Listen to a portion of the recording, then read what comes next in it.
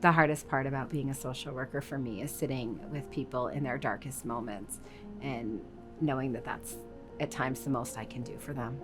You see all the potential, you see the great skill sets that the kids have, you see the characteristics that would make them successful in almost any genre that they would choose. Seeing them not fulfill that has been pretty difficult. The hardest part about being a social worker is not really knowing the end result of things for me, or even watching things not go how people plan or not cope the way that they thought that they would cope. I think you have to know what your limits are so that you can put up good boundaries with clients, and with yourself, knowing where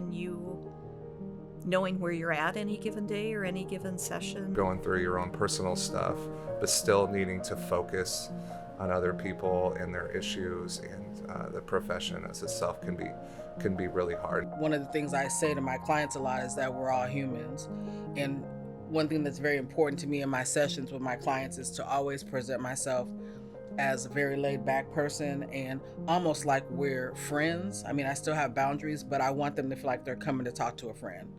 The hardest part is not being able to take away all the barriers that exist outside of the individual's area of operation.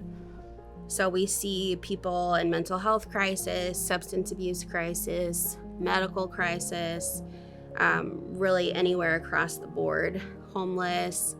And with all of that variety comes a lot of responsibility, it seems, to impact all of those different systems that negatively are impacting your client population. I wish that everyone had a good understanding of systems. That's a really big barrier. People sort of exist in these little silos, and they don't really understand how connected we are and how systems work. We criminalize those folks that are just trying to live a well-balanced life. They're trying to eat healthy. They're trying to keep their lights on and keep the heat on. If we could remove some of those boundaries that then lead to being criminalized. I definitely would remove the current justice system though as it exists today. I think it's horrible.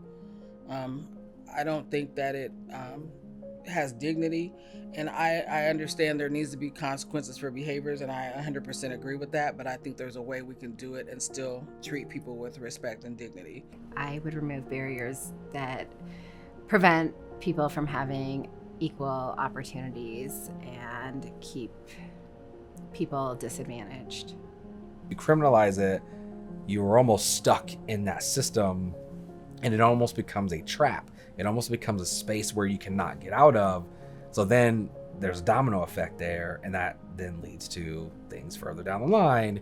We can go on and on, but voting rights and being able to work in different places or establish a healthy income for yourself and your family. There's many things that could be alleviated if we remove some of those barriers on the front end.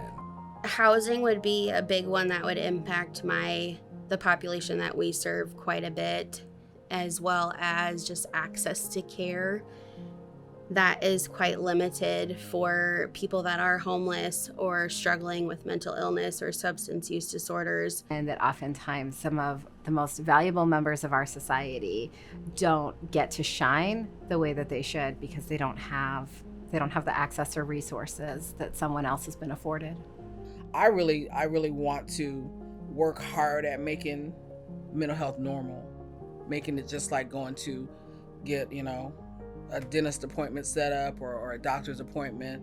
I think that just how the world works with environmental factors and people, there's always going to be some sort of trauma happening. And if we could reduce the stigma of talking about it and seeking help, and we could be more vulnerable as a community, then I think we could overcome a lot of the trauma that happens. I've always hated the DSM, and I would love to remove that and just be able to freely do therapy without having all the labels. I just think it creates unnecessary problems for our clients. I think advocacy is social work. I don't think that we could be social workers if we're not advocating for our communities to be better and for the environment to be more accepting. I think advocacy is an enormous part of what we do, whether it's helping someone advocate for themselves or whether that's advocating on a systemic level for change for people who can't advocate for themselves. And it's just an inherent part of our job. I think people focus more on the mental health side and providing teaching skills and providing support, but a lot of our clients don't have anyone to stand up for them and advocate for them and help them.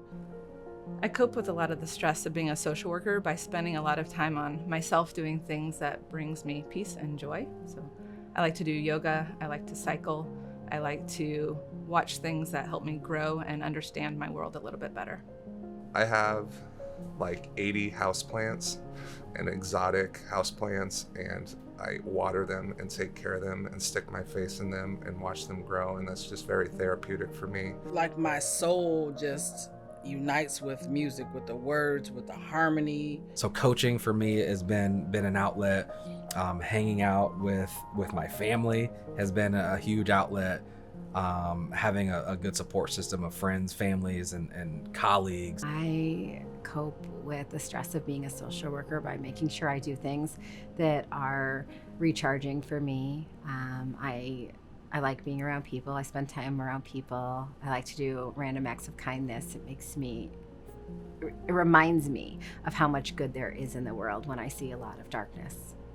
I have a routine in which I can exercise in the middle of my day every day because I do not like mornings, and when I'm done with work I just want to get home and see my kids. And being with family is just, it's like my safe place where I feel like I don't have to be on stage.